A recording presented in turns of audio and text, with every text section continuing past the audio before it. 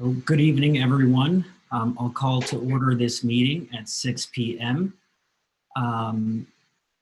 Present are Councilors Heede and Councilors Bordelon, as well as myself. First and foremost, I'd like to thank everyone for attending tonight that were invited to provide a lending hand, advice and guidance as the Public Safety Committee will be reviewing a series of policies and issues relating to improving police accountability and transparency here in Groton. About 2 months ago, the council commenced discussions as to how we would shape working on police accountability work. As a result, we established the Public Safety Committee, which is a standing committee of the Town Council, again consisting of myself, Councilors Heede and Councilor Bordelon. Our committee will be looking to identify what policies should be reviewed as it relates to, again, improving accountability and transparency, reducing potential, reducing any potential for, the deployment of excessive use of force. Again, we have been very lucky in town to have very competent officers working with our, with our community. I have been the beneficiary of that work, myself and my family, with both the town and city police department, as I've shared in the past in past council meetings. With that being said, as so many other communities across the country are discussing ways to improve civilian oversight of our police departments, especially in the aftermath of George Floyd. I think it's important that this committee and our council answers that charge, especially when you consider the outcry of the call to action in our community. Also, now a few weeks ago, where we had a beautiful showing of community. It's hundreds upon hundreds of individuals taking to our streets to demand justice for George Floyd, Breonna Taylor, and so many others across our country. One of my favorite mantras is think globally, act locally, and I hope this committee will answer that charge. I have great faith that they do. I honestly couldn't have asked for two better committee members who have been keenly interested in this issue, not just in the last few months, but prior to the death of George Floyd. So with that, I will pass it off to Councilor Bordelon or Councilor Heede, and we will continue with business.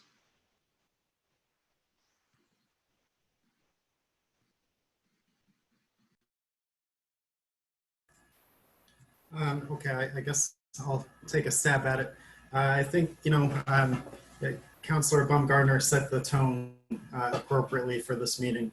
This is an effort to sort of change the direction that we've been going for at least 40 years and changing the expectations that we have of what kind of policing we want in our community. And it's not about punishing the police or singling anybody out. This is about making the community safe for everybody, and being able to bring things to light, discuss them, and hold people in some degree accountable, but more so to change the expectations. So that's all I have to say so far, but happy to be here. Thank you.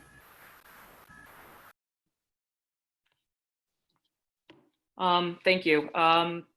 everyone else kind of said everything already. Happy to be here. I believe in making sure that we're doing the best practice, the most transparent, and the most accountability possible. I think it's important to look at the House and the Senate and seeing what they did as their forward movement in making change in our state. And looking at this at a local level is really important in the community in which we live. It's important that we look at not just who currently serves on our police force, but the police force to come and the police force to come after that, to make sure that we are looking at all ways in which we can always be acting or improving the wealth and well-being of our citizens, and making sure that all citizens in our community feel like they're being properly represented and safe and respected in the community. I believe in making sure we have a diverse community in our town that serves our demographics appropriately. Looking at the town of Groton as a whole piece, it's important that our municipality reflects that in our community. So that's another focal point of this as well. I think one of the things that have come out is that making sure, the community in policing, people feel that there's not enough representation for the whole Groton as a whole community. So I excited to see where we go with this, see what information we can come up with, ways that we can look at enhancing some of the policies and procedures that may already exist, but also looking for ways to improve and to guide through the new current state law that's coming down. Thank you. Thank you, Councilor Bordelon. While we do not have any minutes to approve, I will be, because of our recording, I will be going back to review the tapes and put together meeting minutes and a committee report for the council, so to comply with FOI requirements. So we will move on to new business. Establishment of a Police Civilian Review Board. I have asked Attorney Eileen Duggan to provide a follow-up on her the opinion she issued about a week ago as it relates to establishing a Police Civilian Review Board.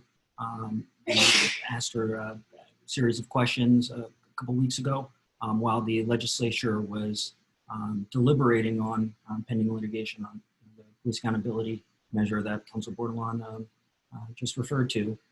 Since then, the legislature passed the legislation, and the governor subsequently signed it. So it is a standing law. There are several provisions that immediately went into effect, several others that will be going into effect October 1st, and then next year and the following year. But in terms of establishing a civilian review board, that provision went into effect, if I'm not mistaken, immediately. And so again, I have asked Attorney Duggan to provide her insights and show her to discuss her research on Groton, whether Groton can or cannot establish a police civilian review board. And so with that, I will turn it over to Ms. Duggan. If you have any questions for Ms. Duggan, please indicate as such by raising your hand. And with that, I'll turn it over to Attorney Duggan. Thank you. Hi, everybody. Thanks for having me. I appreciate the opportunity to work with this committee, and I understand the seriousness of the undertaking you have. And I think the role that I have, as well as my colleagues here, are to provide you with guidance as to what the law does and doesn't provide for, and then to help you achieve your goals. So initially, the questions that came to me were from the town manager, a series of questions about the Civilian Review Board provisions of the Police Accountability Bill. And I trust everybody's had the opportunity has received the opinion. Is that right? Okay. And I think what you'll see is that as you go through it, many things are driven by the fact that the town has a charter, and that the town's charter actually still prescribes certain things, certain ways of dealing with things. And, this isn't, I would say, uncommon. And as you look at it, and as the opinion indicates, the new act has to be read in conjunction both with existing statutes and with the town's charter. So, in looking at what the town's charter provides, the town's charter still provides for oversight of departments through the town manager. So that really, I'm just talking broadly for a moment, that really limits, I'd say, what a board like this could do, a civilian review board. When we look at the specific statute, the statute says that the scope and authority of the civilian review board will be decided through an ordinance. Unfortunately, from a legal perspective, the legislature didn't go into really detail about what they intended a civilian review board to be. And in doing that, they've left a few things open as well. The fact that we have separately still a statute that deals with police commissions, and we have, over like 45 communities, I believe, which have police commissions, and where the police commission statute specifically calls for, the management and oversight of a department.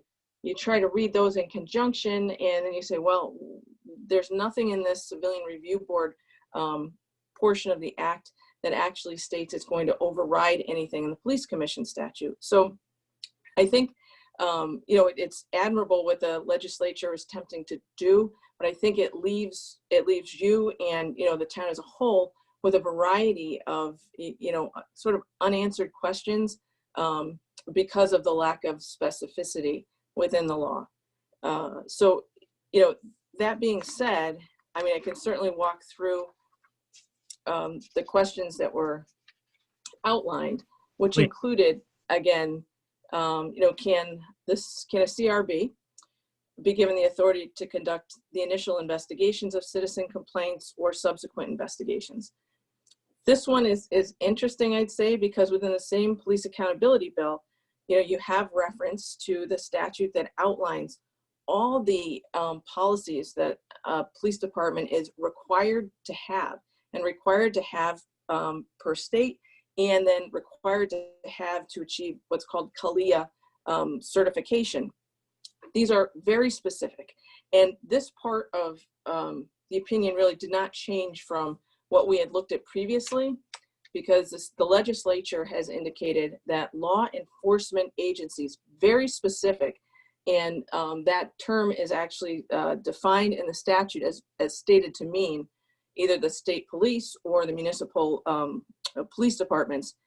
Those are the entities that are tasked with putting together these policies that are derived from the Police Officer Standards and Training Council, which are required by statute. So it's a very regulated process. And as we talk about civilian complaints, I think I shared with you that one, the law indicates that there has to be a particular civilian complaint process. Post has indicated what the process has to be.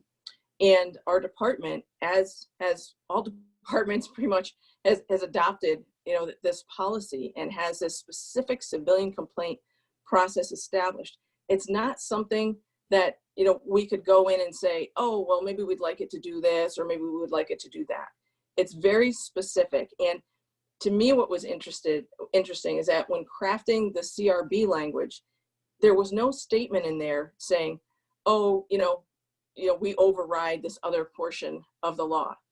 It doesn't say that. And because this other portion of the law is so specific as to who has the right and authority to do these things and to conduct the investigations, I think, we're back to the spot where we were before, and talking about a role for the CRB being something of advisory in nature, being something of reviewing, being something of, taking a look at investigations after they occur and saying, well, you know what, wait a minute, what about this, or what about that, or maybe there was a different policy that could have been followed. But, I think, again, the role of the CRB here would be advisory in nature.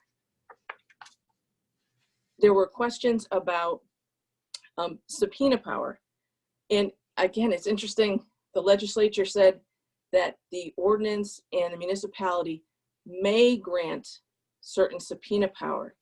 It doesn't say it has to be granted. and then it doesn't go into any detail about what it's to be used for. You know, so it kind of leaves things up in the air again. And you know, I don't envy your spot, because it makes it difficult really to say, well, what can we use this for? What can't we use this for? So that's just generally. But then when you look at it in the context of the town's charter again is specific in talking about the town manager having, you know, the right to deal directly with employees. And again, it's a town manager who has the oversight and management of employees. That when you evaluate that, you know, we're really back again to the same situation we were pretty much before when we looked at things. Although there's this grant of subpoena power, or the authority to grant subpoena power, you as a body, or the town as a body, can't then go ahead and exceed the authority that you have within the charter and say, okay, you know, we're going to grant subpoena power here, subpoena power there, specifically to have employees come in or be called in. So again, that's kind of the general concept. Again, there are questions about the ability to adopt policies, and there are going to be some very specific policies driven by state law, driven by federal law, or driven by, you know, what we've talked about here about the CLESP, the 13, I believe it was, policies that are required through the state and that are mandated through post. These things, you know, we can't modify or change. It's certainly, I understand that it was certainly appropriate and understandable to understand them, to know, well, what does this mean? How is this applied? What could happen in this situation or that situation? But in most cases, I think you'll find that these types of policies, these types of operational policies, you know, really are derived from law, state law, federal law, et cetera, and or case law, and very, I think, difficult to change. I mean, I think you've seen that the state legislature has made some changes, for example, with regard to use of force issues or qualified immunity issues. Now that they've set those, you know, our department will have to comply with those, certainly, but it's already outlined. This is what we have to do. You know, there's really not wiggle room, I don't believe, for a board like this to make changes. It's certainly, again, appropriate to understand what's going on, to ask questions about what's going on. There were questions as well about, I think that was policy question, subpoena.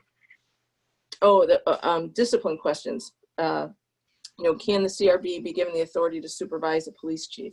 And again, this goes back to charter issues and the fact that providing oversight or supervisory powers to this type of board would be inconsistent with what the charter provisions vest, you know, in the town manager. And again, that's sort of one of the tenets of municipal law that I just laid out at the beginning. It indicates, you know, you can't exceed what your charter authority is, and you can't have something that's inconsistent. And even our charter says we can't have something that's inconsistent with the charter. So I think there are, you know, a variety of things, certainly, that this type of board can be engaged in and be very involved in, including, for example, Councilor Bordelon was mentioning recruitment issues. It's a huge issue. I mean, it's a huge issue, I'll say, everywhere. And being able to sort of look into that, take a deep dive into that, and to sort of figure out, well, where are opportunities for recruitment? You know, I certainly, that seems to be something that would be right on target for this. And then again, I think advisory role, review role, understanding role, and, you know, certain as we move forward and as you decide, you know, to pursue perhaps this ordinance to develop a civilian review board, you know, we just want to carefully look at things and be sure that what it is that you'd like to do falls within the scope of the law. But I think that there are many things that you will be able to do and be productive in doing. Thank you, Attorney Duggan. Do councilors, I do have a question, and I'll pass it off to councilors before I ask any more, just regarding, again, if we were to establish a civilian review board, whether or not it would be in violation of the town charter. So the state passed legislation enabling towns to establish a civilian review board, but Right. there was nothing on the books previously that precluded a town from establishing one, say in the case of Hartford or, Hartford, New Haven, and I think a few other municipalities. So so what you're saying is the legislation and the language specifically relating to the civilian review board, that language and section has no bearing or has no bearing whatsoever on whether or not the town can establish a civilian review board? Oh, no, I'm sorry. I'm sorry if I misspoke. No, that the town can certainly establish a civilian review board through the process of an ordinance. I think what the difficulty is that the language of the statute says that the ordinance shall at a minimum prescribe the scope of authority of the civilian review board. And that's sort of where the trick is, I think, because that's where we have to evaluate what is it that you'd like to see have happen, what is it that the laws otherwise provide, and what is it that our charter provides, to be sure that what we put together is something that will have, will have a positive bearing that you'll be able to sustain, under legal scrutiny. So it's certainly, within the town's prerogative to do this on,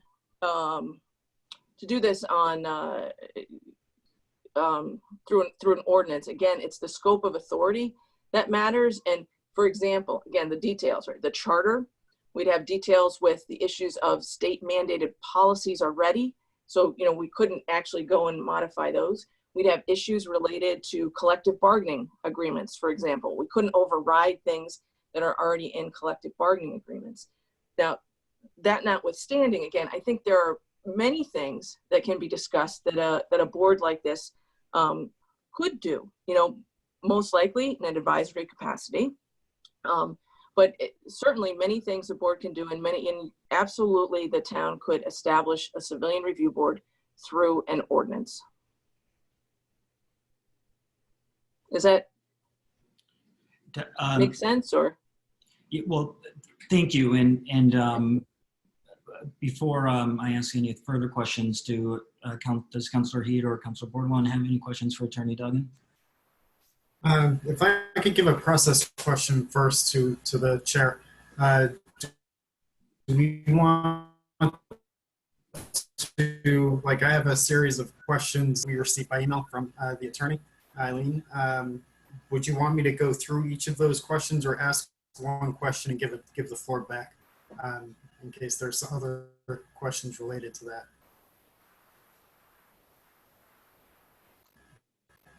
That's a question for Councilor or Chair Bumgardner.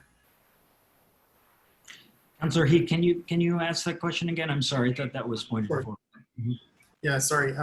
So I've got there are 4 sections to the email that Eileen Duggan sent us back answers to, and I had a question for each one of those sections. Did you want me to ask, focus on one question, one section, or do you want me to ask all 4 questions? And what do you want?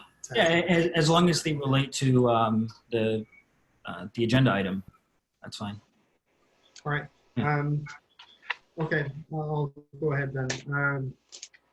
So I guess the first one is, given what you explained about a review board being more of an advisory panel, let me ask you, because I'm unclear on what kind of oversight, or if there's a complaint made against an officer, there's a review process that's already in place.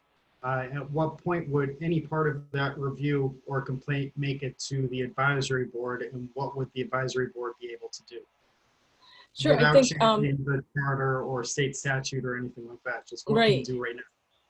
Right. So I think, that honestly will be a product of, I think, careful discussion and review, because we're going to be taking into account things such as, 1, the state mandated civilian complaint review process that has to be completed. 2, there are going to be issues related to if there's discipline of an officer. that process and through the collective bargaining agreement. And I can't say that this will be definitive, Conrad, but just sort of, talking generally, it would seem to me that perhaps at that point, if the committee or the review board was going to obtain the investigation materials or the findings and be able to review them, and I think the board could certainly make a comment back to the chief, but it's that there's that other parallel track going where, again, there's the civilian review complaint process, the investigation, then if there's any disciplinary process that has to happen, that will go through. And, I would imagine that the board we could work the language so that the board probably would get it at that point when those sorts of things are sort of taken care of. And I think that that's actually, if I recall correctly, what the New London PCRC process looked like as well. You wound up with sort of a parallel track after a certain point. So you would have to get, basically the current review process would have to determine that something was wrong before it went to the advisory or the oversight committee.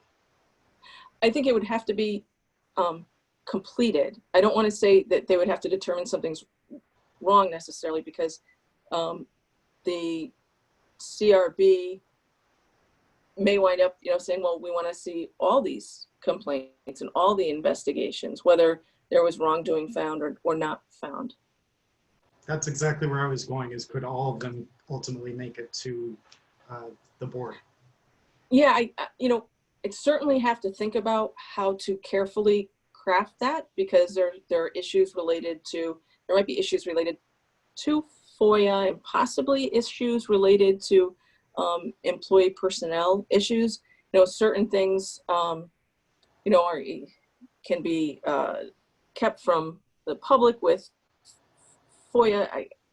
As I'm saying it, it's probably unlikely, that we would be saying that these things can't be shared. So again, I think as we go forward with it, and talk about, okay, if this is what you want to see it happen, well, we'll take a careful look at it, and hopefully that's something that we would be able to do. Could I ask just a related question to that piece right there while we're still on that? Is that okay, Chairman? Yes. Is that okay? Yes. Councilor Heede, it's real fast because it's right on that topic. If what happens if, let's say, the police find, I guess it could go each way. Let's say the police find somebody didn't do something, or there's not enough evidence, but the committee disagrees and sends. Well, I guess ultimately, okay, let's say that the police find nothing wrong. LJ goes to the committee. They say, "Oh, we see it a different way. We recommend this." It goes back to LJ, and he says, "Oh yeah, you're right. I agree." And then takes action. What kind of union issue does that become? Where, I think that could be a minefield. It's really the role, the union relationship is between the town and really technically you, John, as the CEO, and the designated representative, and the union itself. And we have collective bargaining agreements that talk about, although this agreement does not talk in detail about disciplinary processes, there's a whole grievance process in there as well. And we would run into difficulties if it was if it occurred that the chief or whomever in the department said, okay, we're done with this, and then it's almost like double jeopardy, if it went out and came back and said, oh no, this happened. Now certainly I suppose there could be circumstances potentially where there's some unusual or new piece of information that would be evaluated. But I think what happens with in New London as well is that the materials go over to the Civilian Review Board, and they would share their recommendations with the chief. And that's what they are. They're recommendations, they're advisory. I don't think we would look at it and say, okay, there's certainly going to be action taken as a result. Does that answer your question? Yeah, thank you. Yep. Councilor Bordelon hasn't spoken yet. Councilor Bordelon, do you have any questions for Attorney Duggan? I'm not sure if Councilor Heede was finished or not, because John had asked another question that was relating to it. So Councilor Heede, you still have the floor? I'm happy to share the floor. We all have, I'm sure, for questions. So No, you can go ahead. You can finish. all right. On the next section, it was on subpoenas. Basically, it says that we can't subpoena an officer, and it looks like it's both an issue of the town charter and state statute limitations, if I'm thinking that's right. This is more specifically, I think, related to, yes, the town charter. The reference to the state statute refers again to our policies for civilian review, complaints and processes, and how that is handled. I think it's the primary issue is when we look at the charter and say that the subpoena power can't override what's in the charter, which deals with the authority of the town manager to oversee, all the departments, et cetera. So, yeah, could subpoena power be used in a different manner, possibly, to, subpoena people who are not, employees of the town? That's certainly a possibility. I think one of the things that struck me in looking at, just to share for a moment, one of the things that struck me in looking at the police accountability bill and the information around it was that state's attorneys were looking to get the ability to have subpoena power for investigatory subpoenas with regard to issues of use of force or use of deadly force when they were conducting those investigations, and that wasn't granted to them. That struck me a little bit because it sort of just reminded me about the thought that the power to issue a subpoena, it's a really significant power when you're thinking about that, thinking about requiring somebody to come in under penalty, of potential legal consequence. So I think when I think about that and then look at the charter language itself, I believe that our charter primarily, it's just inconsistent with our charter to say that you could subpoena these employees. All right, and that goes with the same thing on letter C with oversight and discipline questions. Right. Consistent with the town charter, strict, just that. Right, and I just noted on that too, Connor, that just dropped a footnote on that because I think the town charter issue takes care of that or addresses that issue. But even if it didn't, we would have an issue with regard to the Municipal Employee Relations Act and the union relationship with the town. Okay. So there's no opportunity there for a review board to basically say, we want you to relook at this. We want you to reconsider this. We recommend. They basically can't recommend anything. No, I think you can recommend. I think what you can't do is require. So that's what an advisory board does. So if you reviewed something, for example, and you looked at it and you said, boy, why was this policy involved, or what happened here? I think it's certainly appropriate and what you would want to do to be able to say to the chief, this is concerning to us. Can you, help explain to us why it is this way or why it is that way? And is there any measure or ability to change this? All right. And then my final question is on the policies. It seems like they would be able, if, as you said, the policies are subject to state and federal statutes, court decisions, and issues surrounding accreditation. So an oversight board could maybe possibly review some policies or understand why, and maybe critique the application of said policies. Because I think the problem we have is we need to develop a way to create confidence in the police department and ensure that, we're not empowering people to do things that we don't really want them to do, and to be able to pull in on the reins. That's what I think we need to be able to do. But in a general sense, but I don't want it to just sort of fall back into just critiquing like community policing. It shouldn't just be one officer. You know, we've all been saying this. It should be in the entire department and their entire approach to policing. It shouldn't just be designate one officer and you're done. You know, check it off the box. But that's not what I think this should be, really. I think it needs to be more. Yeah, and I think to And that, you know, there are the specific policies that are listed in the statute that when you look at those are really at the heart of the operations of policing, that, you know, things need to be followed in a certain way under the law. I think some of the things that you might be talking about, you know, if you're talking about community policing, I think that's a much broader conversation that you can have about that. You know, that's not necessarily something that is so set in stone that you couldn't make broader recommendations or have the broader dialogue about that. Okay, I'm sorry, this is the final question.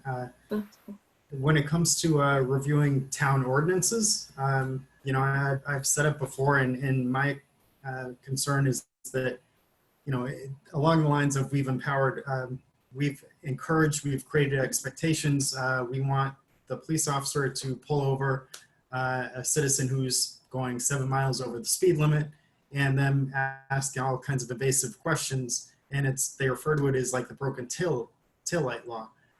So would this committee, would we be able to use this committee to sort of review the practices of things like that and say, we don't want you to do that.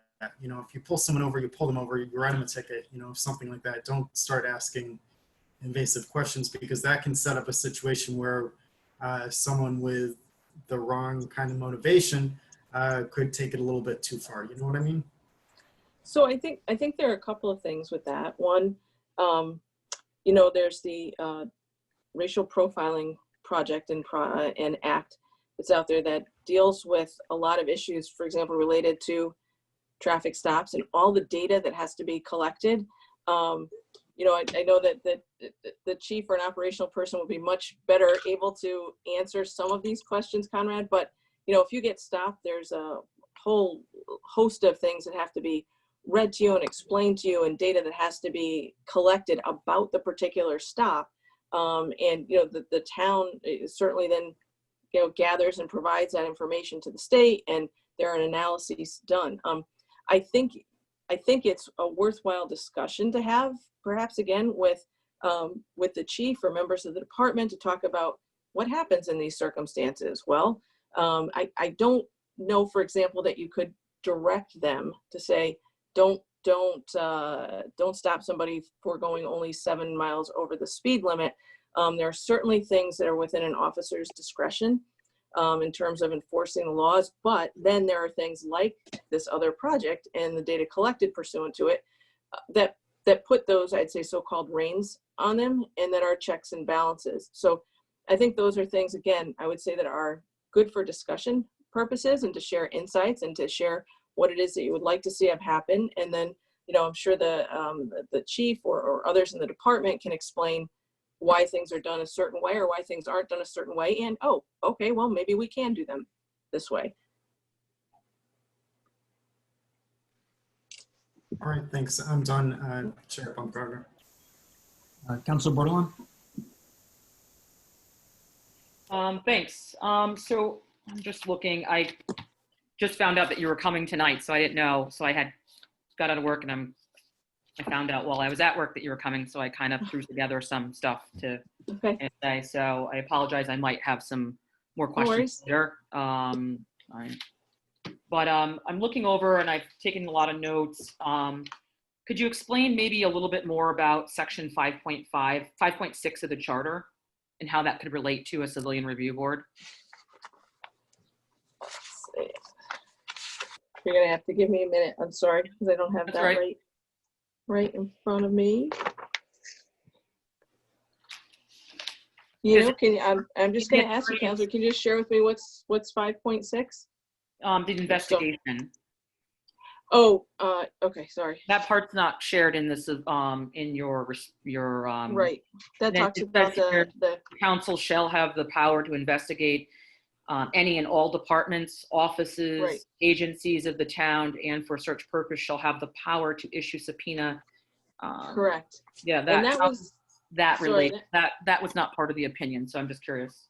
Sure, that was actually addressed, I think, in the prior opinion, Mhm. when we were talking about subpoena power in the absence of having a stated subpoena power in a statute or ordinance. So, because the subpoena power still, it's only that the town only has a right to authorize subpoena power to the extent that it's granted to them under the law. There's no blanket municipal authority to say you can have subpoena power. So I'm just Yeah. grabbing that. All right.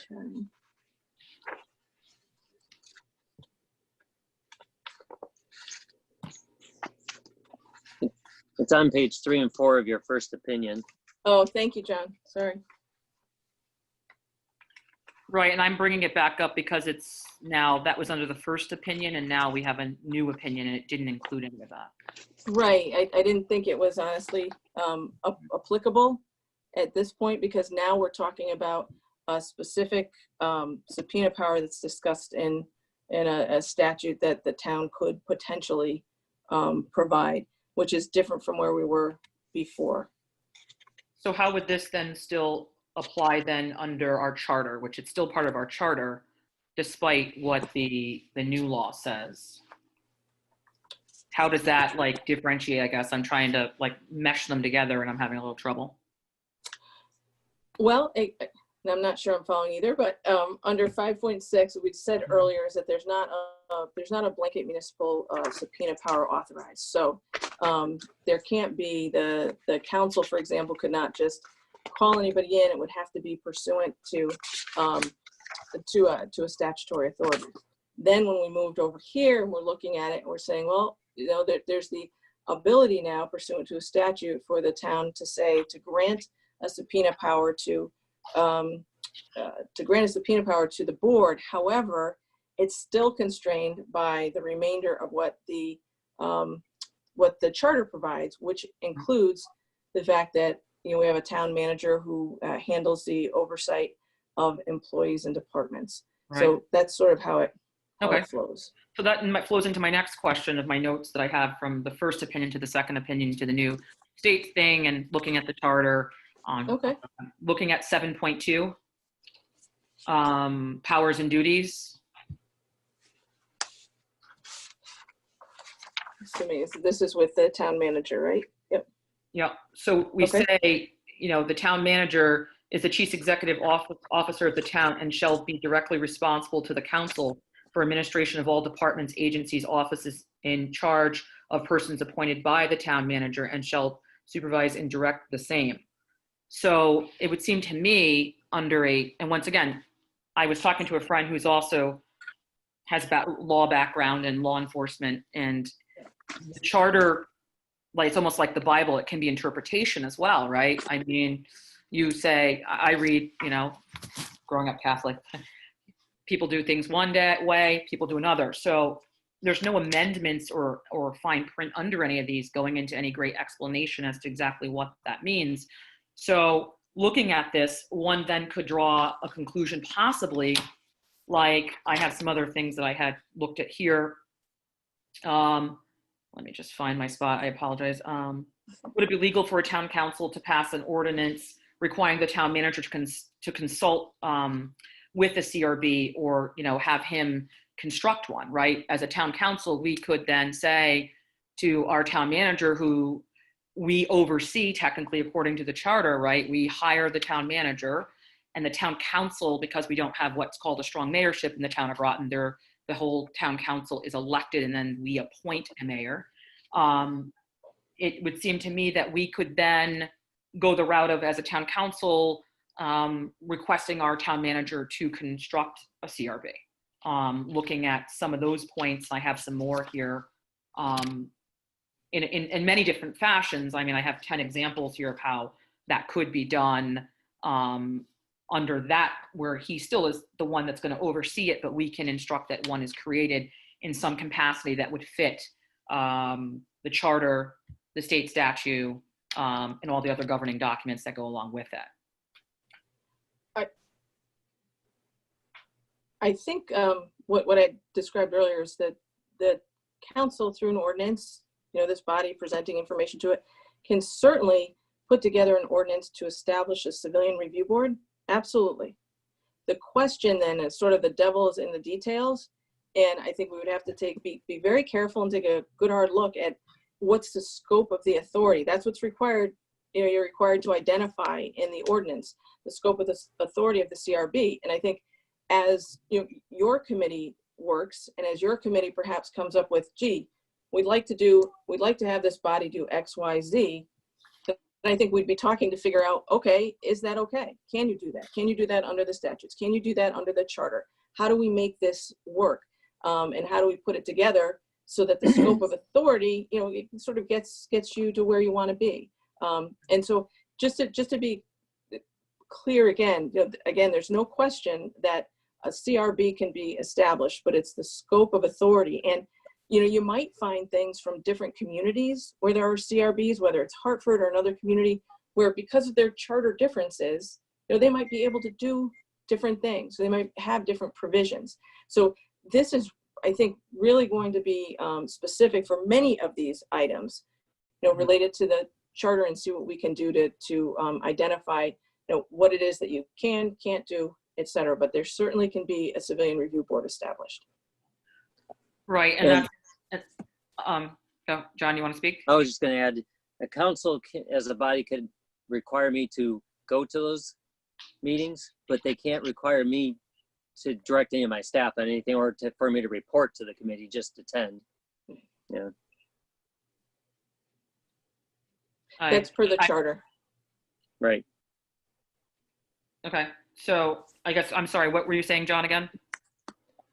I can be required to attend the meetings, but you can't have me require my staff to do anything, or to require, and you can't give authority to any subcommittee or committee over me. You can just have the council can have me attend, but that's about it. Okay, I'm just confused because I guess what I was asking is, like a CRB, if we said that we'd like one and we came up with the parameters, how does that relate to what you just said? I'm just trying to take notes here. We still have to follow all parts of the law, and the council can't give me any direction to direct a employee. So it wouldn't change anything really. It would just make that council, it would just have me organize it instead of well, though it has to be through ordinance, right, Eileen? So I can't. Yeah, I mean, you could give me a role in it. Yep. You could give me a role in it in terms of just being involved somehow, but it wouldn't change any of the abilities of the committee. And by that meaning the charter abilities. So we're constrained by what the charter provides. Right. So absolutely you can have a CRB. And what John's saying is the council can say to John, you need to attend this, that, or the other, but based on the charter language, you can't say, John, you have to tell this person or that person to go. Now, I don't think that was ever said. I maybe that wasn't anything I particularly said. Okay. I was just saying constructing of a CRB, and who would be part of that, I'm not sure. But a construction of a CRB doesn't necessarily have to be like, it could be a mixed bag of, well, looking at New London's model, they have every type of person, and obviously people can choose to want to be on it. Sure. So that wouldn't change. That would be forcing anybody. Right. But my next question would be, because I think it's important when looking at this, I looked at some of the other CRBs and different things, is looking at when things like race, ethnicity, religion, gender, sexual orientation, gender identity, or disability come up. Also looking at discharge of weapons on duty and complaints, immigration threat or improper firearm use or vehicle use. Just looking, I just have a bunch of notes here. It's important too, like other towns that constructed one, for example, in the model that we have here. Once again, this is not saying anything's wrong with anybody in our town or anybody in particular in our town.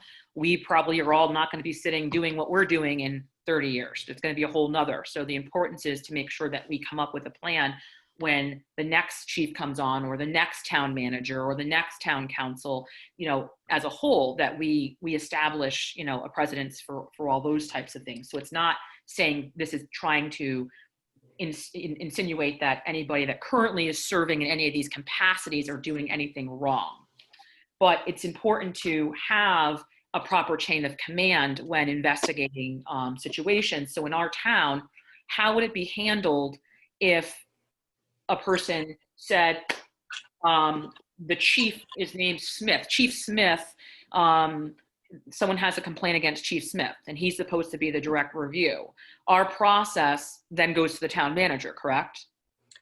No, I'm sorry, John, I'm just going to jump in. No, not necessarily. Okay. Under the civilian complaint process, yep. In the town's process and procedure, the town the chief can decide, which direction to go with that, whether to assign it to somebody internally, whether to assign it to another law enforcement agency, to have somebody from the outside, but be the entity that reviews it. And the civilian complaint review process is it's specific, and it talks about being able to refer something to another law enforcement agency. So that's where it has to go, either the Connecticut State Police or another municipal agency. Right, and I think that's where the language, because if it's like the direct chief that's supposed to, what if the complaint's against the actual chief? Mm-hmm. I think it's important, and I think that's where people like to have more transparency and more involvement where, I haven't had any real major, since I've been on the council, I haven't heard of anything, but what things are supposed to be reported to our council currently under our rules and our current charter? So I guess maybe go ahead, John. Sorry.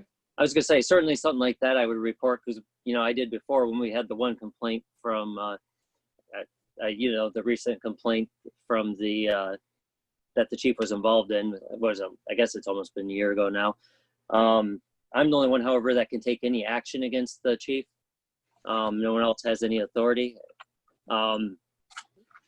So when the complaint came up against him, we consulted, and I made the decision to allow Gately to work with, Chief Rich with Ledger to do the investigation and then report results to me because I'm the only one that can take action. And I kept the council abreast of what I could. During investigation, there's certain things that can't, until it's completed, I can't say much. The police can't say much. But, and then in the same circumstance with a CRB, they could be given the authority to review afterwards also and comment, and they would comment to me. Yeah. Councilor Bordelon? It's all public information, though. Right. Thank you. Councilor Bordelon? I just wanted to follow before I lost the thought. Mr. Burt, you had mentioned that investigation with in conjunction with the Ledger police chief. So in that, so you made a decision to work with a police chief in another jurisdiction, but there is no written set policy within the charter or to town ordinances, or to my knowledge, the police union contract that would compel you specifically to work with that person on an independent investigation. So my question is, if you have sort of that broad latitude, and we as a council still have the authority to set the policy and kind of direct you specifically, couldn't we then direct you through an ordinance with a system in place so that if there is a civilian, there's a complaint issued against the police department, that can go through that complaint can go through that process? May I jump in, John? May I jump in for a second? Sure. I was going to say, I don't have the authority technically. Yeah. And I'm not sure if everybody has a copy of the civilian complaint process, but it's very detailed what comes down from the state and what the town has adopted. And specifically, there's a statement in there that says nothing in this policy precludes a chief of police from referring an internal affairs investigation to an outside agency if such action would be in the best interest of the municipality and of justice. The reference to outside agency is specific, and it means either the Connecticut State Police or another municipal law enforcement agency. So some of those things, Aundre, they are built into the actual, this complaint process, which is a public document, and it is online. I apologize, you've probably seen it already, but I look at this and it's very detailed and scripted as to what has to happen and when. And Eileen, even I can't really, he consulted with me, but it's ultimately the police chief that made the decision. So even I can't actually dictate. But who establishes that process? Well, I think By that's law, just it's the chief. yeah. Mhm. This is the civilian complaint process is by law. This is what the town has to have.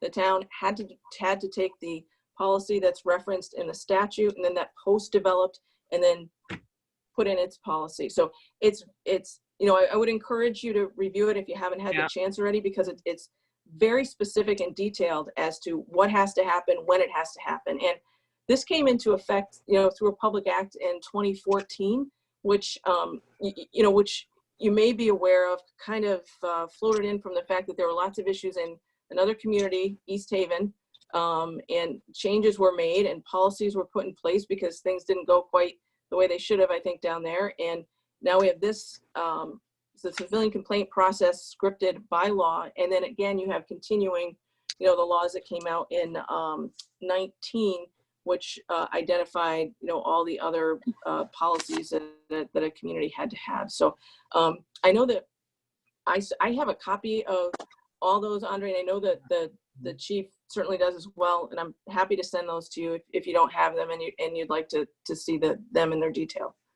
I had a quick, Actually, quickly though, if it's all right, Councilor Bordelon, really, I think those policies, rather than sending them to us, why aren't they accessible on the town website? And the also, civilian kind of as a follow-up, I tried, you know, going through my personal email archives, finding, you know, a police union contract, but our union contracts or you know, specifically the police union contract posted online? No, so two things. One, the civilian complaint procedure is online and it has to be online. It's required to be there. I can't speak to the other policies off the top of my head, honestly, but they're public documents. They're, you know, anybody can certainly request and review them. With regard to the contracts, you're correct. The town's general government side contracts are not online. Some communities have them online, some don't. But that's certainly something, you know, I'd be happy to send over to you as well. Actually, though, you know, I think, Audrey, you and I had spoken about it before. So the new website's up, which should be about 8 weeks or so. We're going to put a lot of information out there. We're just, as we're transitioning and moving materials from one site to the next, we're trying to, you know, we're trying to wait till that new format's in place because a lot of things are going to change. Thank you. Councilor Bordelon? yeah, so the process that was established, the town had to adopt a process, which I did read through. The police chief does. Right, so we can, as a town, couldn't we make an amendment to still fit the state guidelines that it fits our town?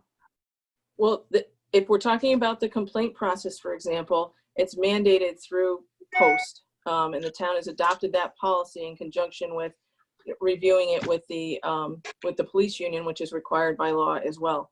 But can we bring that matter back before them and just? It didn't come before the town. It was the police chief that has to adopt it. The town council and I don't have a say. Right. So it never comes. So all other towns operate in the same fashion. Yep, that's the state law. This is right. This is mandated by statute, and that a law enforcement agency adopt it.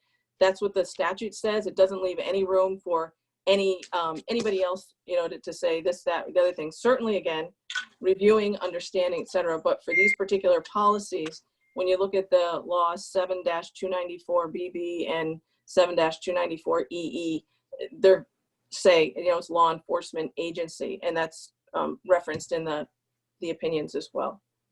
Right. I guess like the process is, you know, when you look at what happened down in Georgia, where the young gentleman was running and all the internal stuff, and they referred it all internally and locally.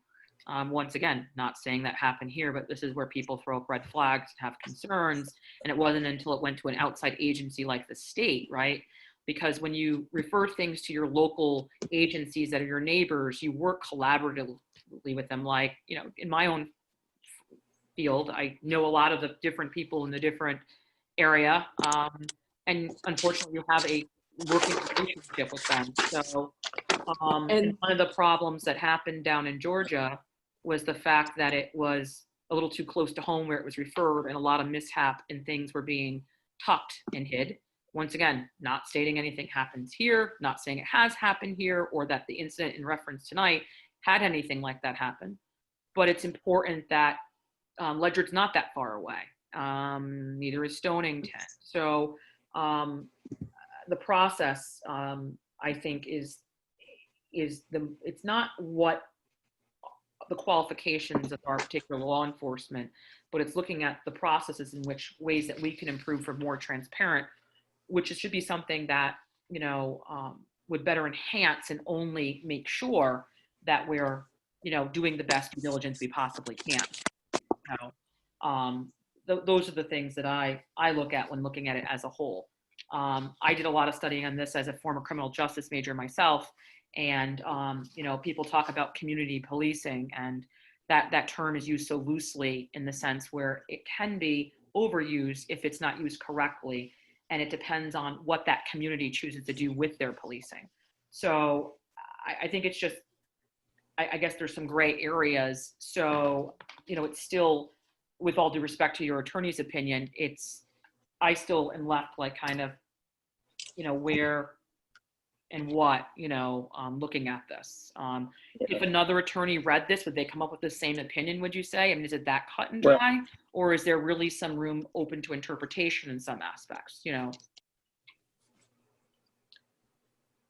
I can't speak honestly to what another attorney would Right. say. What I can say is that I worked on this collaboratively with another municipal attorney in my office, and that I'm confident in the opinions that are expressed and the analysis that's there. And, again, looking at what state statutes sort of require in this instance as well. And, to reiterate again, there are things that the Civilian Review Board, if the town chooses to move forward, certainly can do. It's just we need to be careful to be sure that they fall within the proper scope of authority given state statutes and the charter. And unfortunately, the way that the Civilian Review Board provisions were written, and understandably in the midst of a 71-page document, there's not a lot of detail there. So, maybe the legislature will go back and make some changes there as well.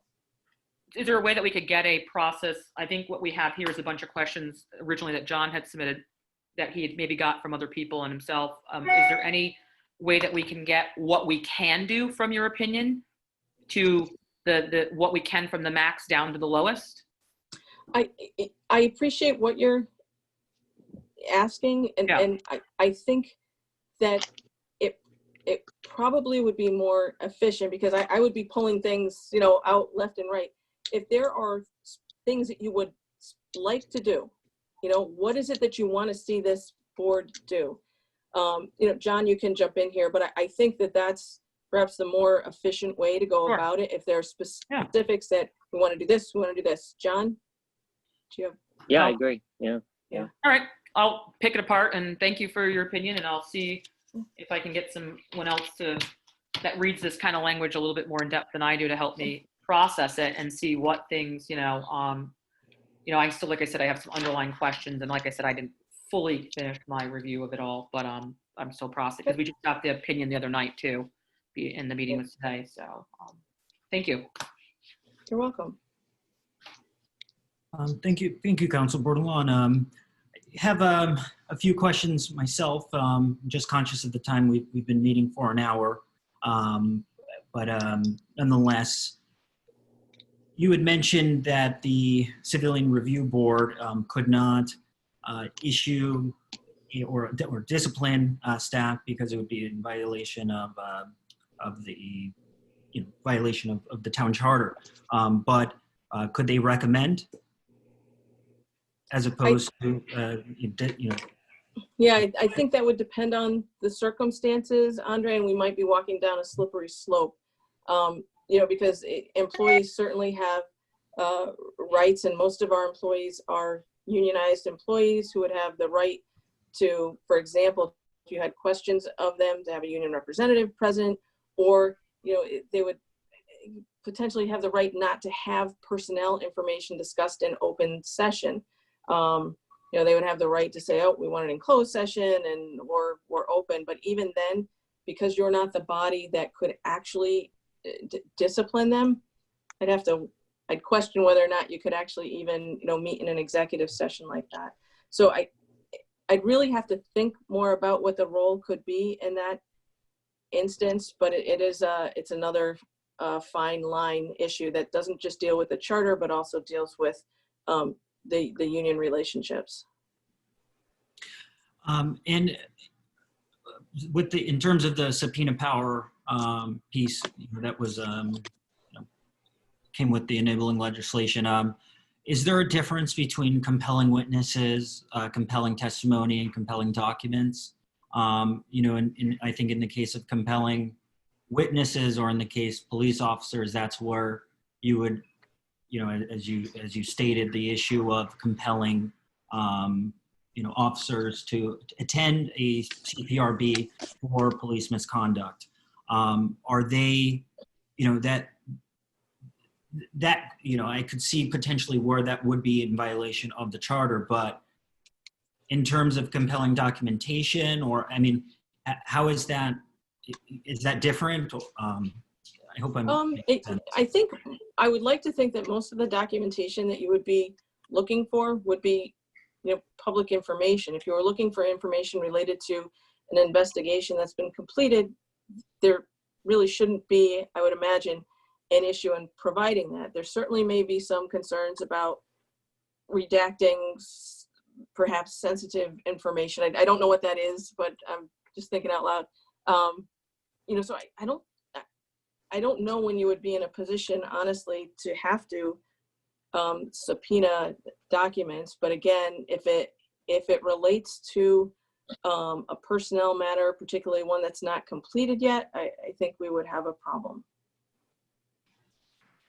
And how many do we have? And it's okay if you don't have this information on you, and perhaps Mr. Burke could answer this, but do we know how many complaints, civilian complaints, have been issued against the police department, say, in the last 5 years?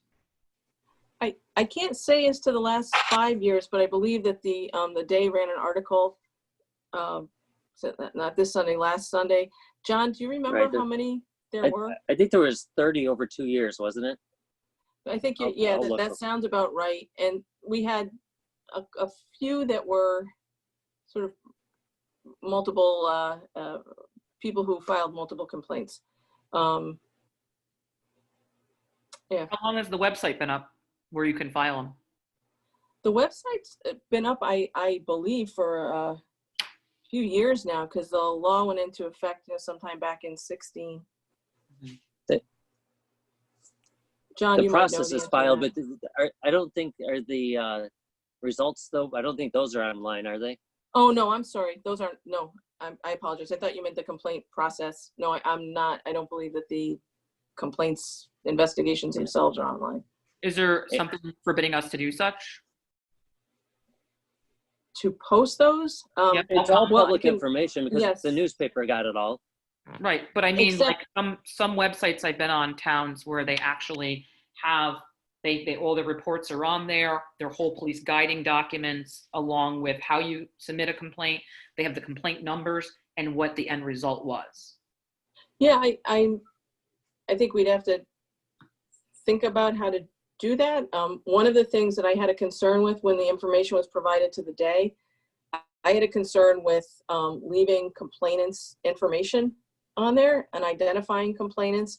I felt that could create a chilling effect, and sort of have people say, "Oh, well, I don't want to file because now my name's going to be out here." So, and I found I found basis for that in an FOIC case that would allow us to keep that information redacted. So there may be issues like that.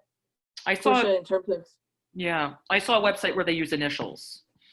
Yeah, it could be. Yep. Yeah, or case numbers. So so it was still all right. And I agree with Councilor Bordelon. If we were to establish a civilian review board, I think it is important that whatever that body itself publishes, or the town itself publish on a quarterly basis. Those complaints, as long as, again, that personal information is redacted. But I think we should get ahead of by publishing that information. And also too, I think especially considering now there is more public interest, as you stated, the Day inquired So instead of them having to issue an FOI, request, that I feel like that information should be readily available online. That for purposes of transparency, that way the public can find that information. And also to my kind of a question on those reports, are the reports itself, once the chief signs off on a report, or kind of a complaint, is there any, what's the process after that? Is there like can there be an appeals process from the civilian itself, and what happens then? I'm just gonna take a look at the process. Just what it says. Obviously an individual could always file, the further action if they felt it was based on a protected class. They could file an action with the CHRO. They could file an action in court. There's not an appeal specific, for example, to John or something like that. That's not incorporated in the process itself, and that's not part of the statutorily mandated process.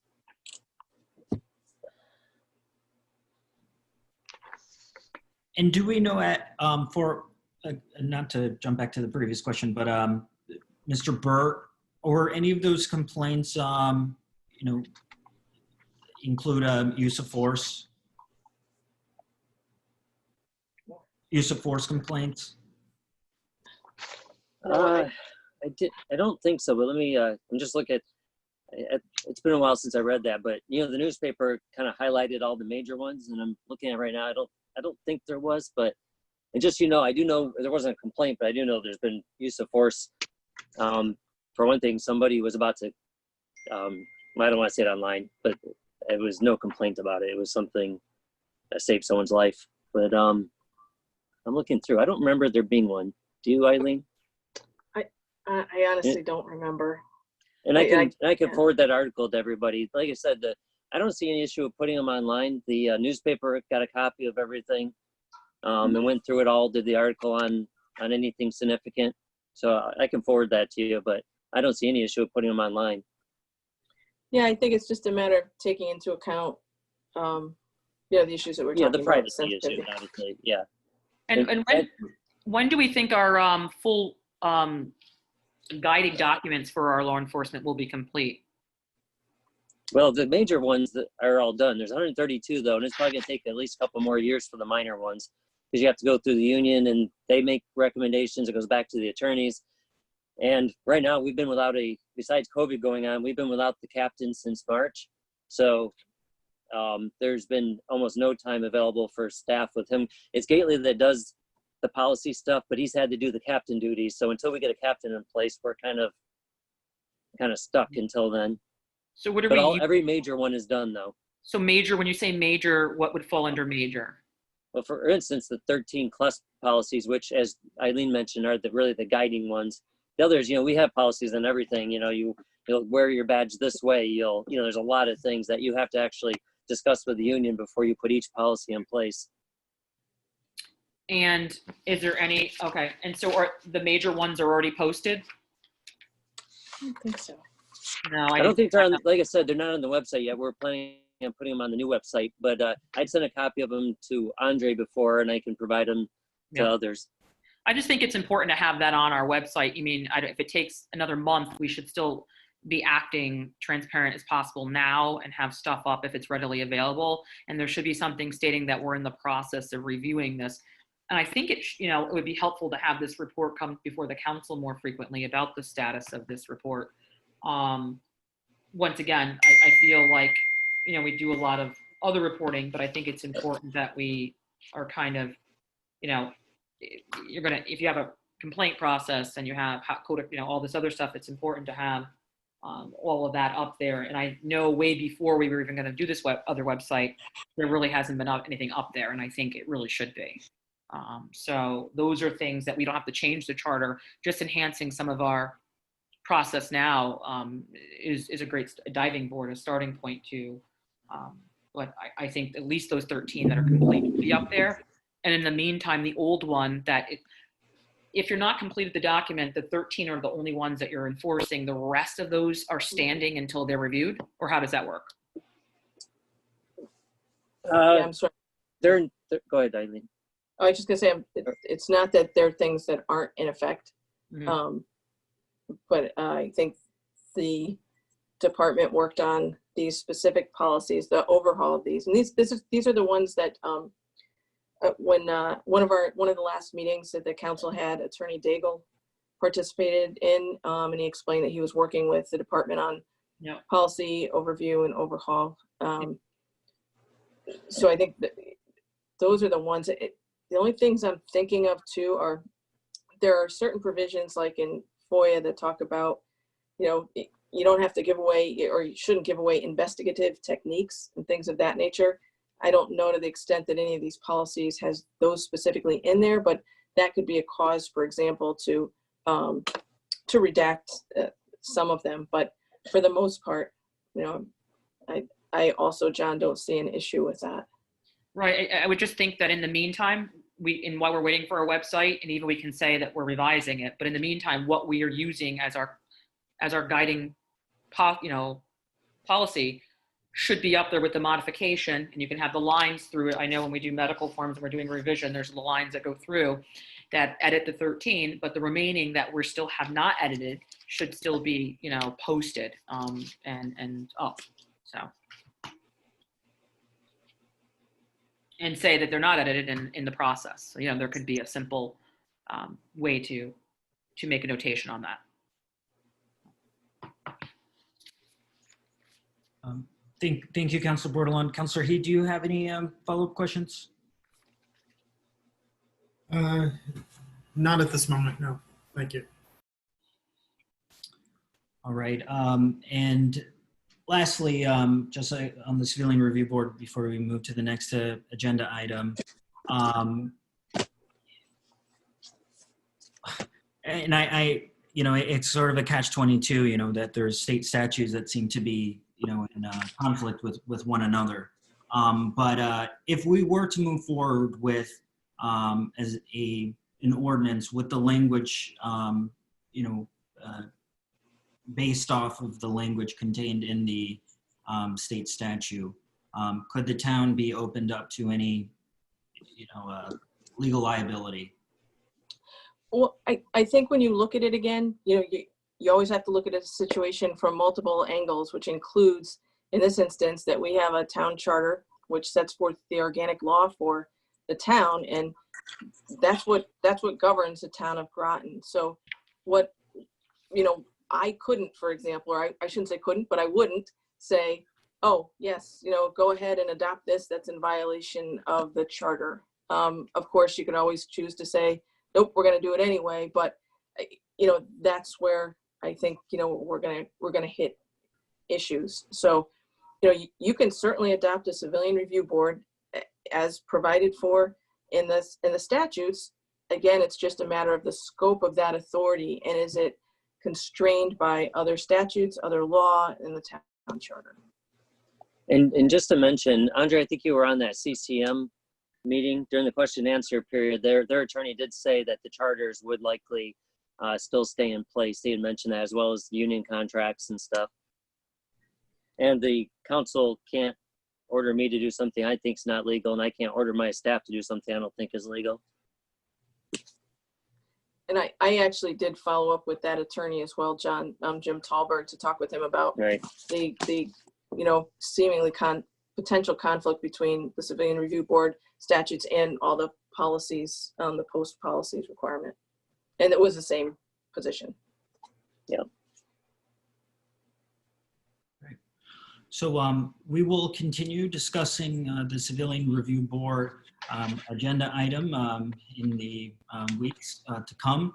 I've been holding discussions with the RTM, the chair of the RTM Oversight and Research Committee, and they are looking into the pros and cons of establishing a Civilian Review Board as well. So look forward to collaborating with their committee and the RTM as well, especially considering anything that comes out of the council an ordinance form will obviously have to be adopted by the RTM, or I should say not so much adopted, but not vetoed. Okay. Councilor Bordelon, Councilor Bumgardner, I had one more question when you have a second. Yes, Councilor Bordelon. Yeah, just one quick question.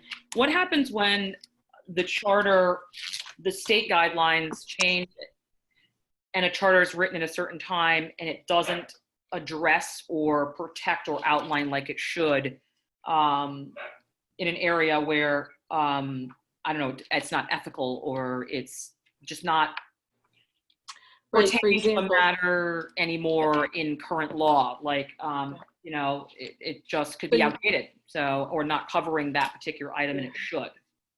I think, you know, every instance has to be taken on its own, but to one perhaps example, you know, there could have been provisions in a charter that allowed for, you know, segregated housing, for example, and you can't have that. So yeah, you're going to wind up, you know, with an issue with the charter conflicting with that. So there are certain things I think like that are, you know, absolutes you can't have, but some of the things that we're dealing with here are about permissive issues. So we're dealing with a statute that allows the town or municipality to create a civilian review board, or allows the town to provide subpoena power to a civilian review board. So I think I'm not trying to be evasive, Portia, but I think we need to look at each situation on its own, because I think they could very well have different results. So is there somebody in our town reviewing as state standards change? Are they constantly reviewing the charter to make sure that those things are being looked at and our charter holds the weight it should get up for those to enhance them? John, I can jump in. I mean, I think that's really related to charter revision issues. Right. You know, and so there's nobody actively like looking through this as something changes to make sure that this is still governing in the way it should. No, it's been 2 years since that. Mm-hmm. But I mean, like the charter revision usually resurrects when a person has a strong point, like I want to walk backwards down Route 12 on Friday night at midnight and no one can tell me to get out of the road, or whatever their decision is, right? And I'm going to raise up and protest, you know, and try to make change to the charter. I don't know, that's just far-fetched. Right. But what I'm trying to say is that shouldn't be the time that we're only looking at our charter. And so I'm just curious. It depends if we're made aware of it. If we have any inkling it might be in conflict, yes, we would look at it. And, you know, every police change gets looked at it, of course. But okay. There could be some innocuous. There's a lot of laws, and there could be some innocuous thing. Right. We would keep someone full-time busy if we send every law for an opinion that the state passes. All right. Well, thank you. That just helps me understand a little bit. Thank you. You're welcome. All right, thank you, Councilor Bordelon. And now with that, we'll move to the next agenda item. This is an item where, you know, we've talked about other policies than outside of, you know, just establishing a civilian review board. But, you know, as we're reviewing our ordinances, I think in many respects, you know, we, one goal I have for this committee is to kind of have a broad discussion about the future of policing and, you know, in Groton, and in a, you know, obviously a compassionate and civilized way, but in a way that, you know, is I think responsive to the call to action that we've heard and seen in our own community. So, you know, I that can be very open-ended, obviously, you know, talking about use of force issues. Again, we had the police chief provide a presentation on the newly revised policies. But, you know, as Councilor Bordelon mentioned, Councilor Heede mentioned, you know, if, you know, we are within our right to stop. I think what he was talking about was Terry stops or pretextual stops. You know, could we craft an ordinance banning pretextual stops? Or, and so, you know, sort of codifying policy into our code of ordinances that obviously town staff would subsequently implement or have to adhere to. So, you know, I think, again, that's important. So many municipalities across the state are doing it, across the country are doing it. The state, you know, obviously did their work. So, looking forward to follow suit. So with that, I'll turn it over to any counselors who have questions or maybe would like to share what their kind of goals are for this committee or kind of other issues you would like to see this committee work on or discuss. Conrad, are you going to go? No. I'm just, once again, I'm a firm believer since I got on, and I've been looking for making sure that we are hiring people of color, all different backgrounds, genders, sexual orientations, making sure that we are doing better in this town. For many years growing up here, there has not been the representation from Board of Ed through the municipality to right in our town hall building. So not looking at just in the police, in the safety is another just, section. I think it's also important to look at in the safety committee, not just looking at this ordinance that CRB, but also looking at other ways like making sure our documents are posted on our website, making sure that we're reporting more about things in our town, making sure that the town council is also privy to the information that they can be privy to at a time where it's important for us to be involved in the situation. We might not be able to make the final decisions on anything, but just as important as we look at purchasing land and the secrecy of that in an executive session, there's ways to report on certain things like we do in the medical field where we say there's a situation that has happened, that has involved, and there's ways to not talk directly about the particulars or the names, but to make us aware of what is going on. I just believe in, making sure that we are acting in ways that we're looking at our EMS, looking at our public safety as a whole, making sure that certain sections of towns that feel like the police presence is in abundance over there and they feel like, kind of that they're hovering over them, that we're looking into those types of things. And looking at, a safety committee could be the safety and well-being from water rising to storm function to public safety is a broad use. But right now, looking at the CRB is an important step in that, and also collaborating with our other municipalities, the city, Groton, Long Point, and seeing what things can be done. I will say from the city perspective, I am impressed by the diversity on that city force. It's a smaller police municipality, but has way more minority representation and gender representation than the town. Even for a smaller municipality, I also see more diverse representation in the staffing in that town. So these are things that we can strive to, make sure that we're looking at and making sure that all communities are heard and feel that safety and equality in this town is the top priority. And also looking at things like, terms under, the charter and under, the Civilian Review Board, things that when we do talk to the police chief and invite him to speak, looking at things like, I'm pulling you, someone said that you look suspicious. What does that mean in this town? What is suspicious? Was that called in because someone thought that a Black woman or man is walking at 12 o'clock to go get a cold beverage at night? Now, you're not going to know it's racially motivated. That call is not coming in racially motivated. But the really looking at, and what's the rights under suspicion? What do the citizens have as rights if they're not doing anything that is wrong? They're just out doing, sitting somewhere, and then it leads to an escalation. And also understanding the safety and concern with everything going on, that minorities in this community, I can't speak for all of them, but in many communities feel targeted. And we can say, well, we're doing this in this town, but to understand in light of everything going on, to not downplay if someone pulls me over right now and I'm doing nothing wrong, just with all the heightened exposure and situation that I might look a little nervous or suspicious myself, doesn't mean I'm doing anything wrong. But to really understand and really have that community understanding of what the minority community is going through, and that dialect open, so that we are fully respecting and understanding where they are coming from in our town and in towns around us at this time. So I just think the safety committee is just a diving board for things where things can be referred to and used in manners to only enhance the town. Thank you. I'll echo Sorry. Councilor Bordelon has said.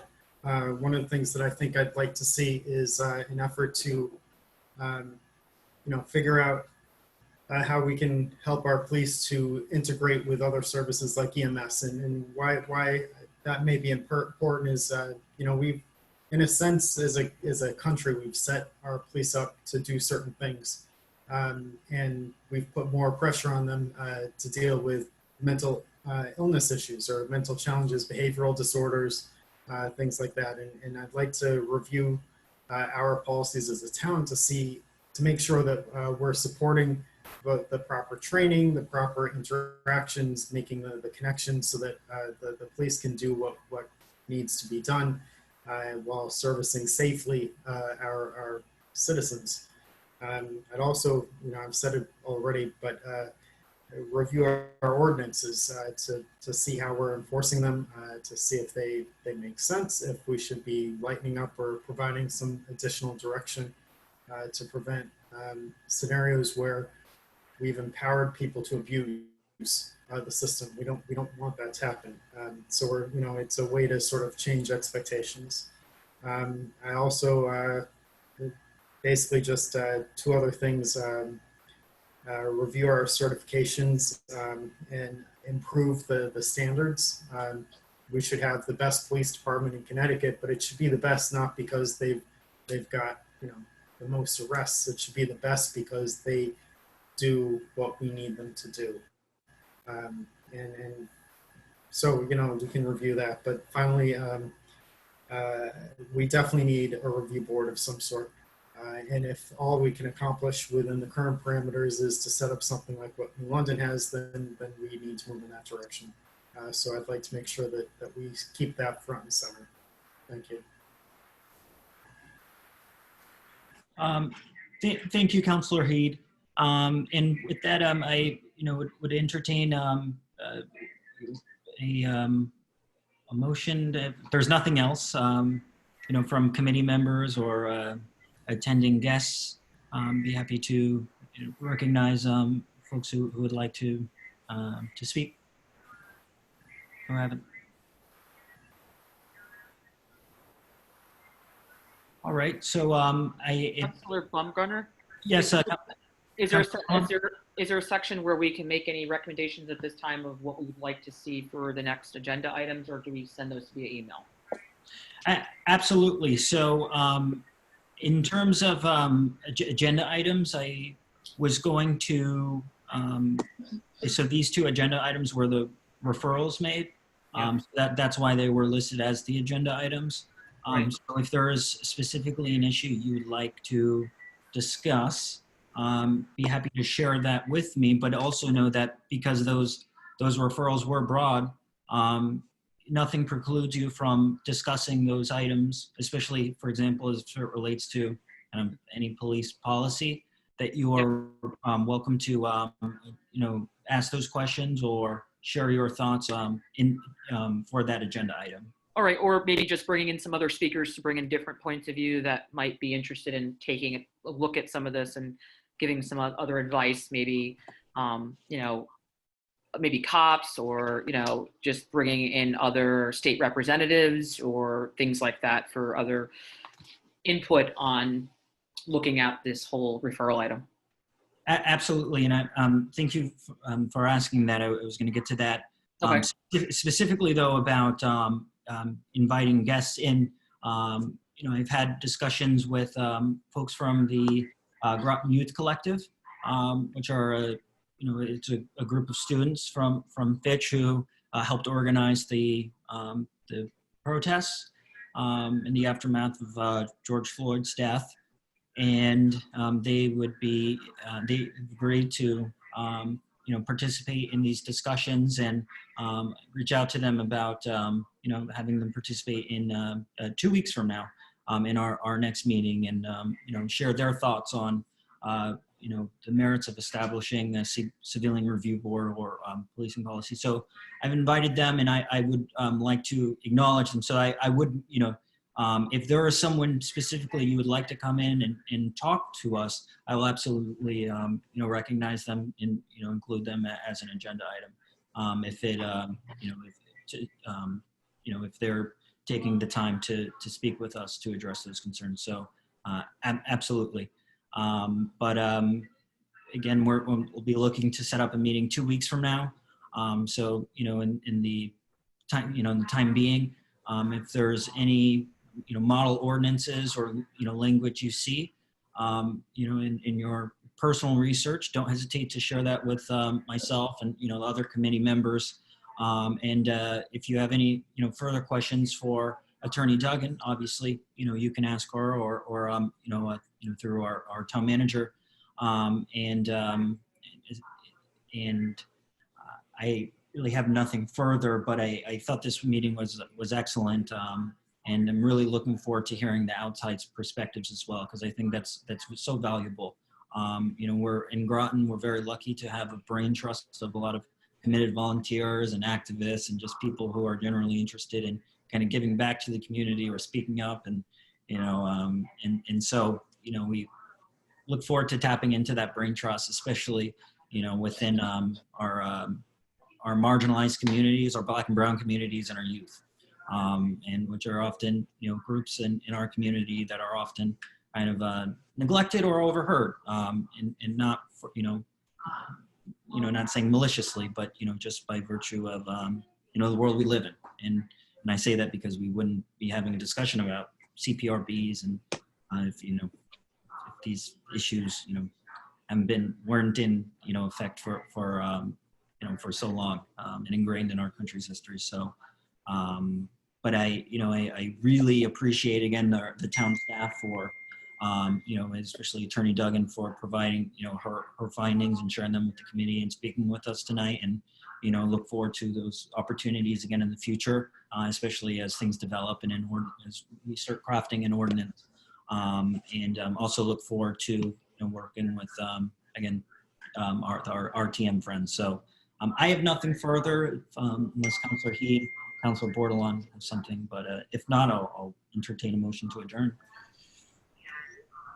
We'll make a motion to adjourn. Second. All in favor of the motion to adjourn? Aye. Aye.